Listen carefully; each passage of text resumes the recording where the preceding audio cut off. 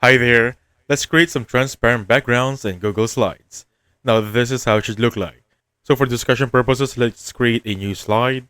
Let me just delete this one, delete the text boxes. So first, we're going to enter a text. In here, I'm going to type in Batmobile, like so. Color it red so I can see it properly later on. Just increase the size, just a little bit. Perfect. Now in here, click on the insert option on the top left corner. Under image, there are going to be a lot of options here, but I'm going to upload from computer. The Batmobile is going to be here. I'm just going to enlarge it, place it all the corners of the page, or slide rather. Let me just expand it. Perfect. Now go to format options. In here, look for adjustments, like so.